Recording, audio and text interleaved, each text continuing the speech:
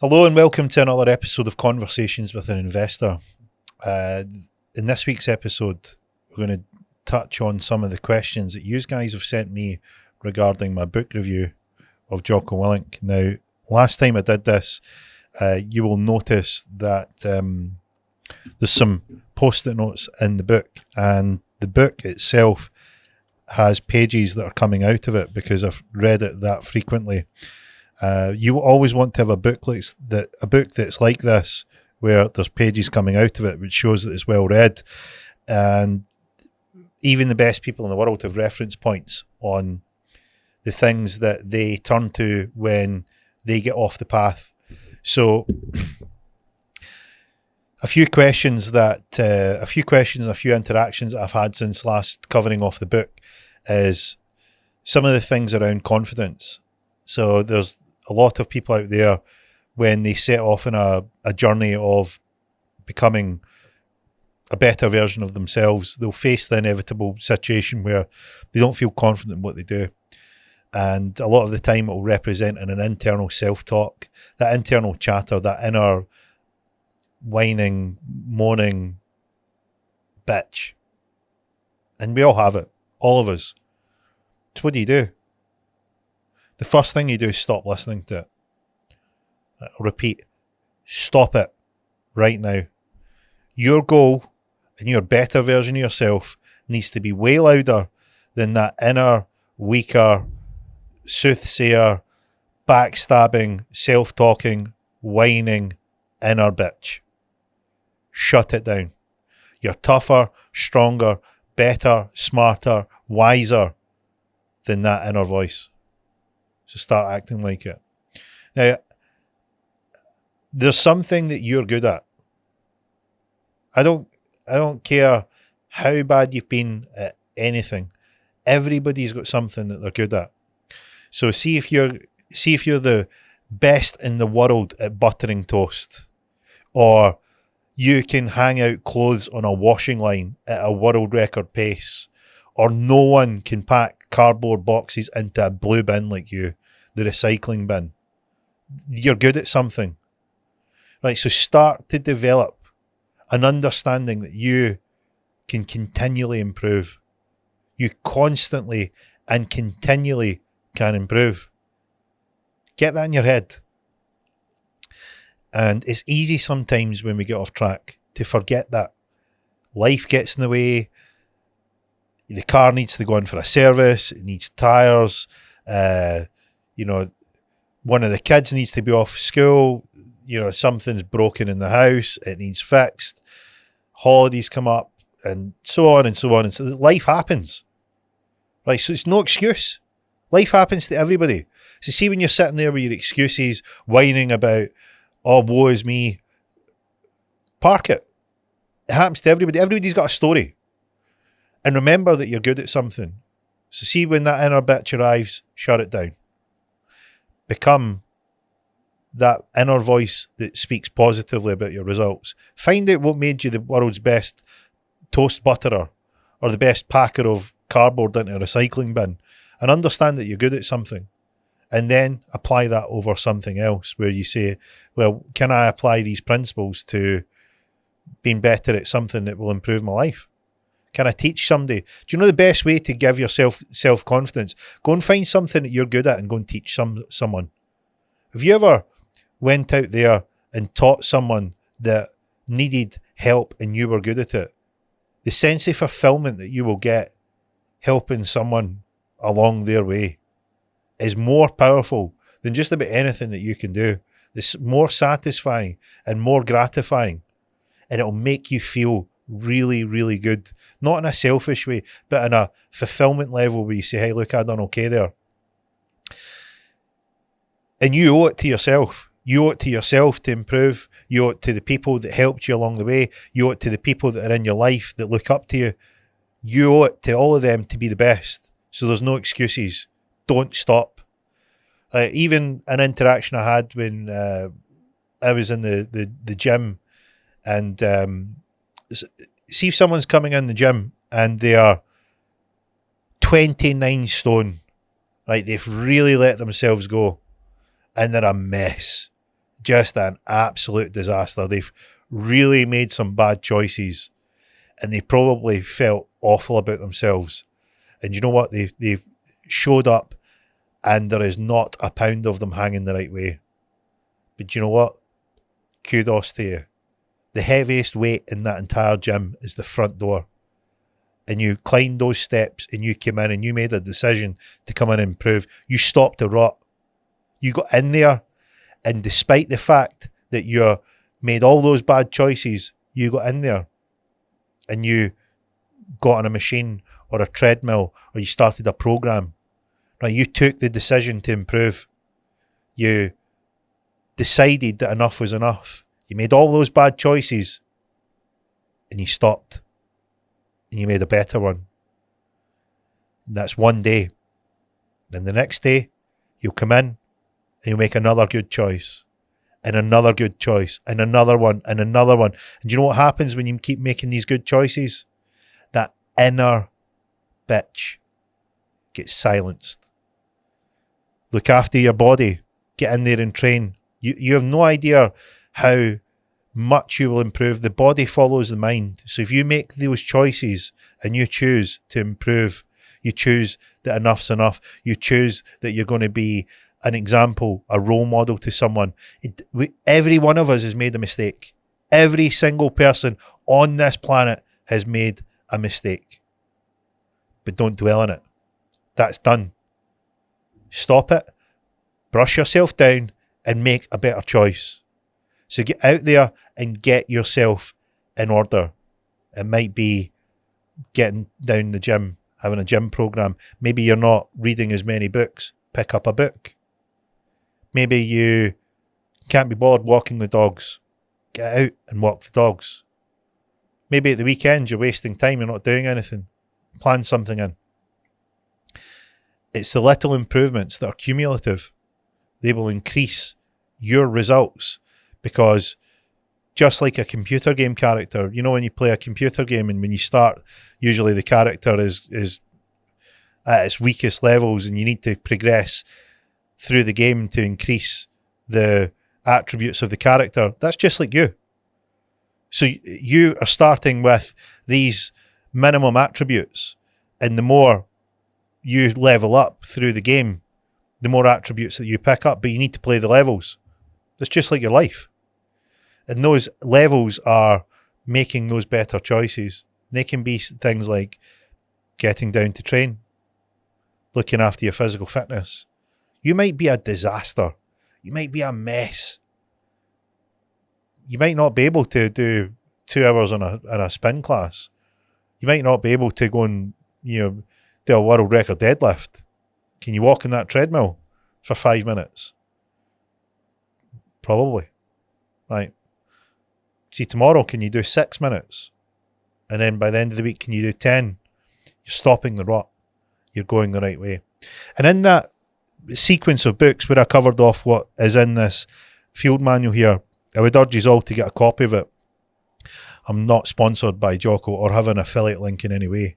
I just think that this book is so short and concise and to the point that I think it's worth everyone reading.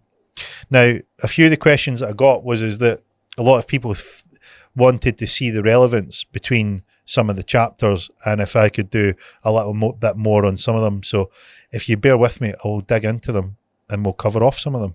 So in the section Overcoming Procrastination, when and where to start, Jocko in this piece, I don't think it's a chapter, it's essentially 2 pages. And what he essentially says is the best way to overcome procrastination is to do something right here and right now.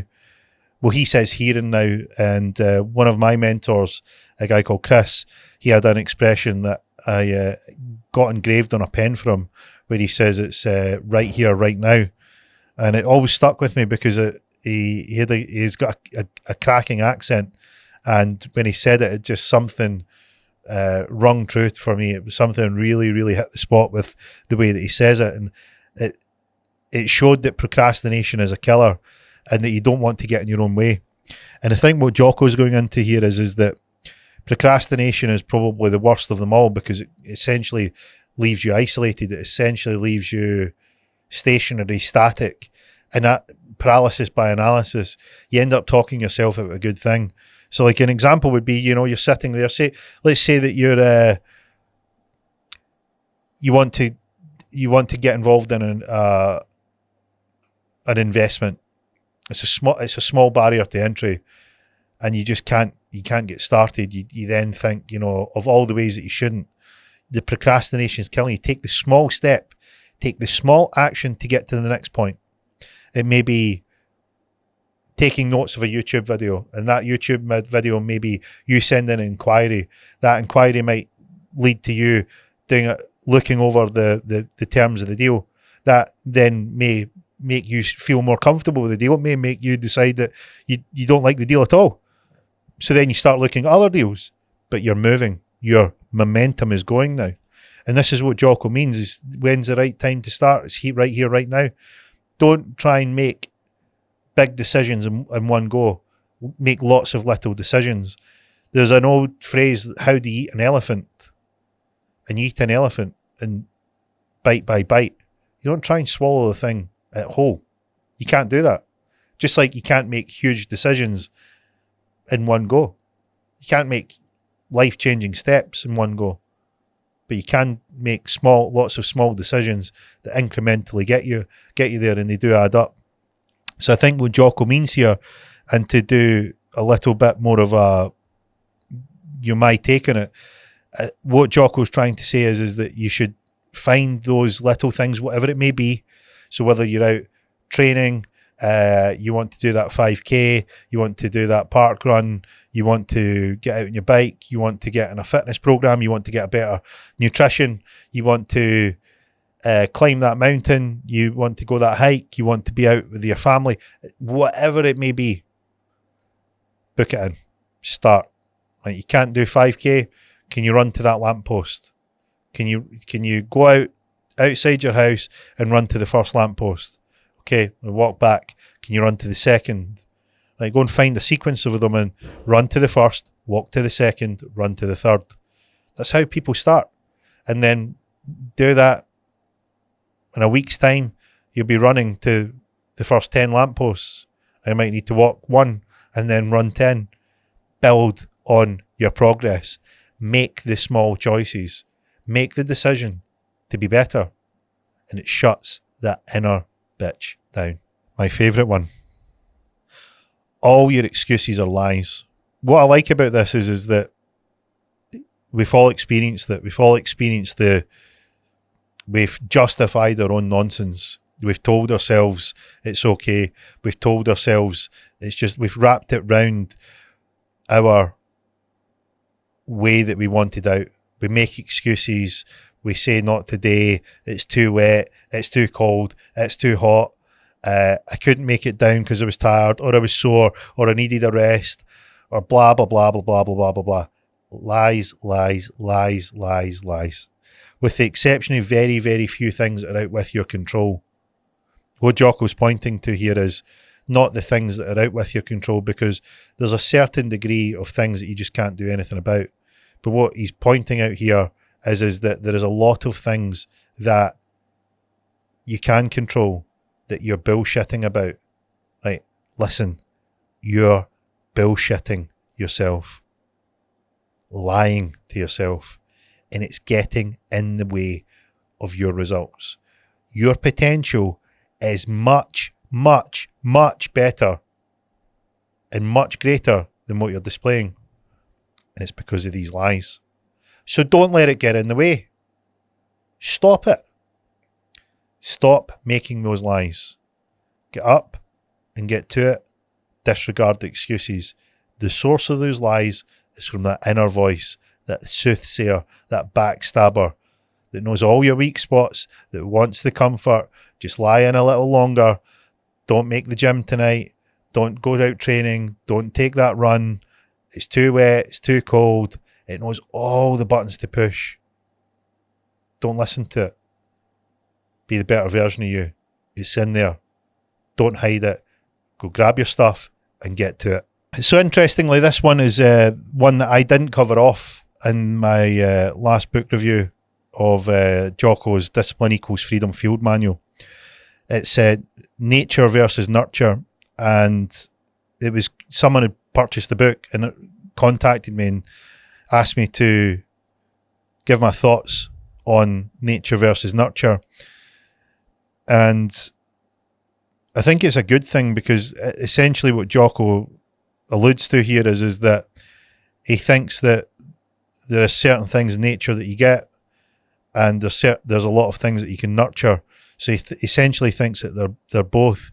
So there's just some skills that some gifts that you get, but there's a lot of things that you can nurture within yourself.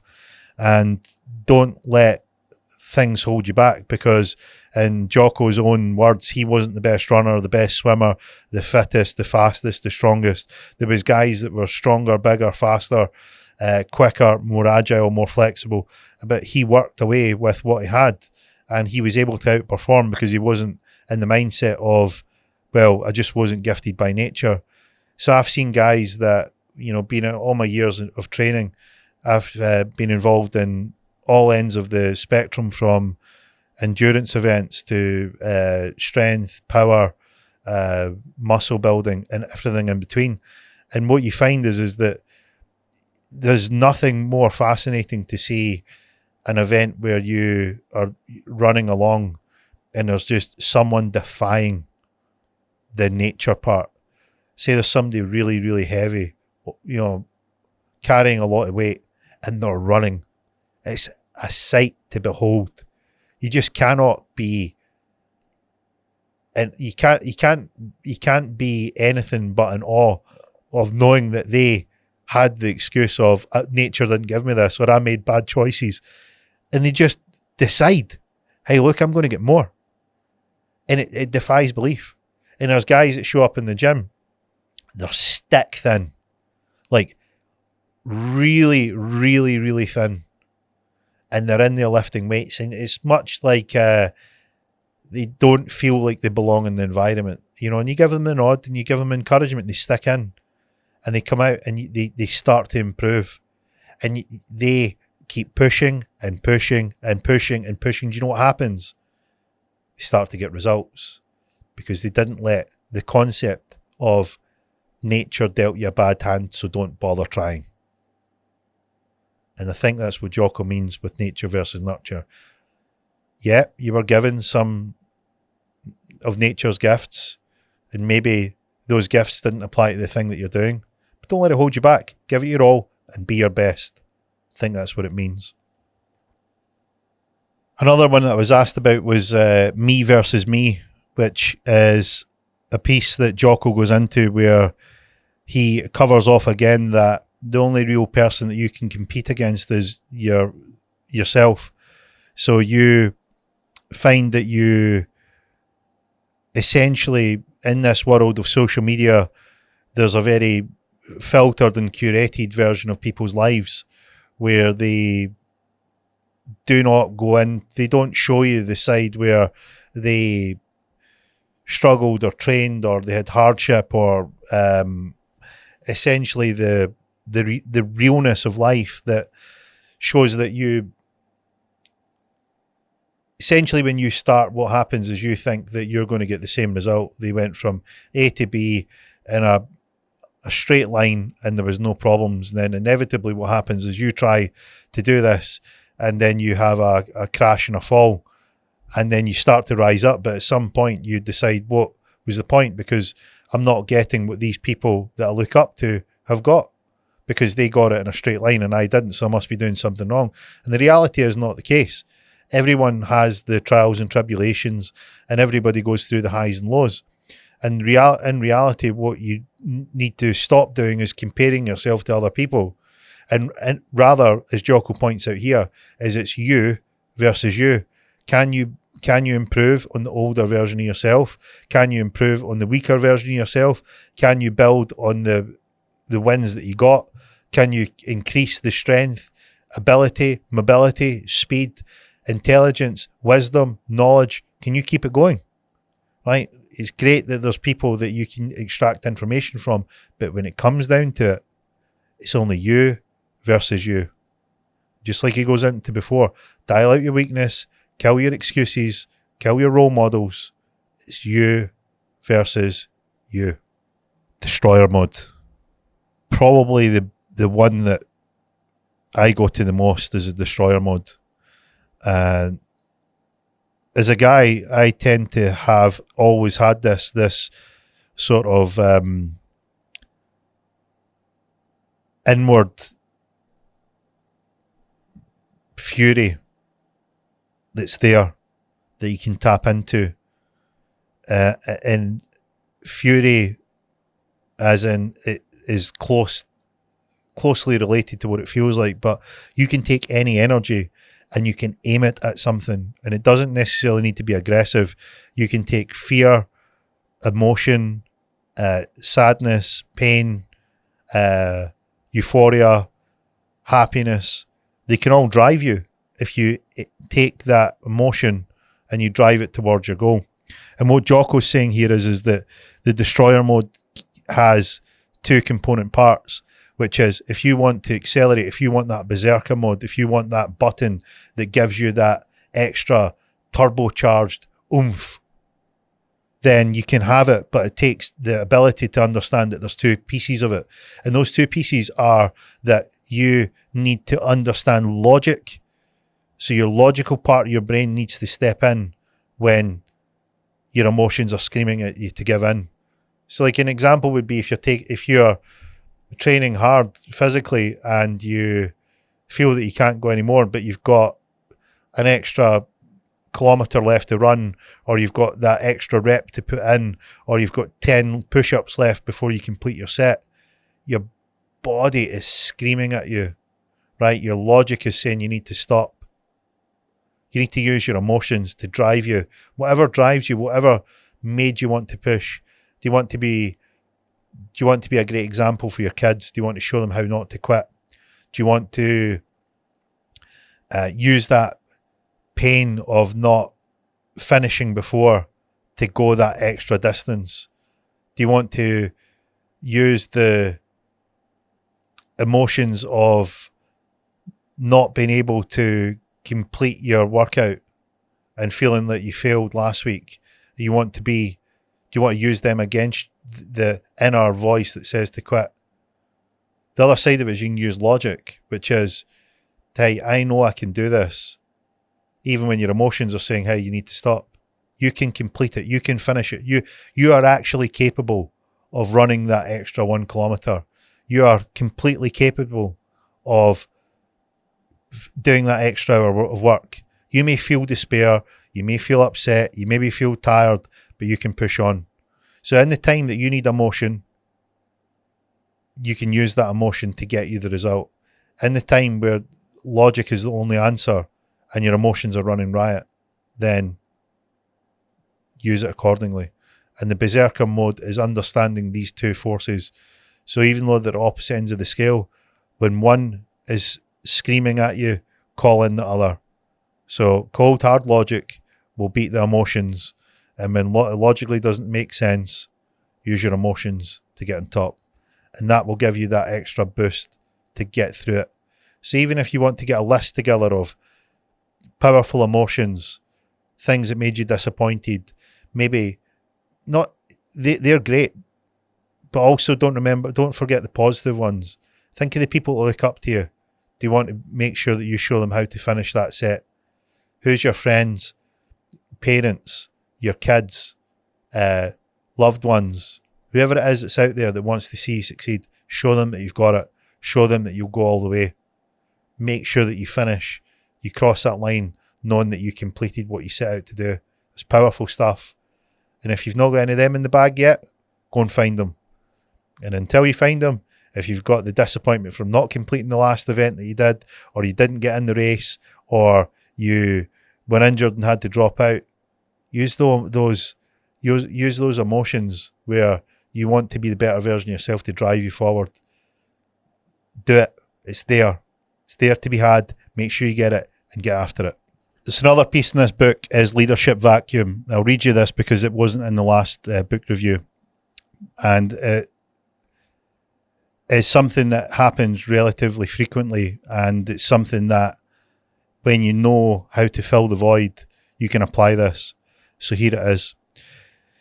There was also times during advanced SEAL training when the SEALs would get overwhelmed and no one would step up and make things happen. None of the troops and none of the leaders.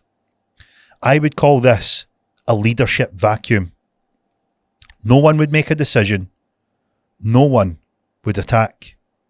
Everything would fall apart.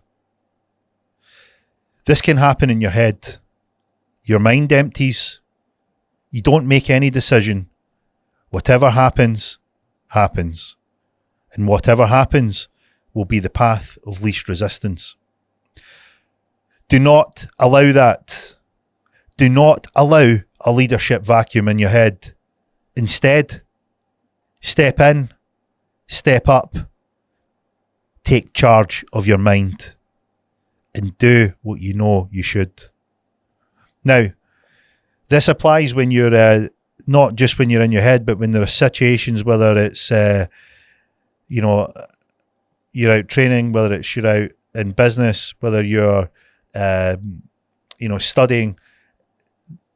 There's times where you'll hit a block, and particularly if you're hitting a block, or you are seeing a block happen to other people, that's where you need to step in. You need to spot what that is, identify what needs to be done, and make that choice. Action is more often than not better than inaction. Inaction is the killer of progress and momentum. And even if you need to make a small decision to keep that momentum high, then that's what you do. So when you spot a leadership vacuum, whether it's you individually or there's in a team, step up. Make the play, make the choice.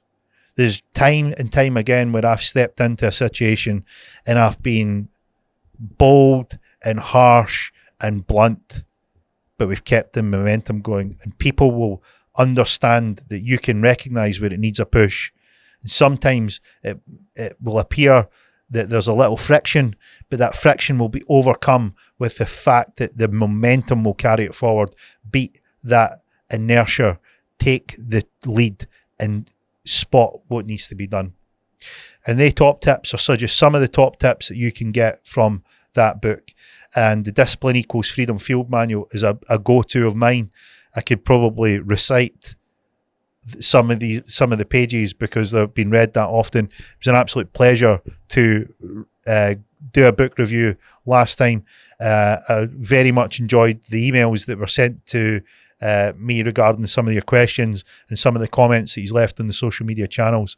So if you have any parts of the book that you would like me to deep dive or give you my take on, or if there is any chat pieces of the book that you would like me to do in another book review, I would be more than happy to do them. If there's any other parts of the book that you would like me to review, let me know. And if you have any other books that you could recommend or you would like me to do a book review on, get in touch. We're on all social media channels at Conversations with an Investor. Visit our YouTube channel. We've got shorts and chapters and clips from the podcast. And if you want to get in touch directly, you can do it via social media, or you can contact me on my website, which is Conversations with an Investor, CWIpodcast.com. That's CWIpodcast.com. And until next week, from me, that's a wrap.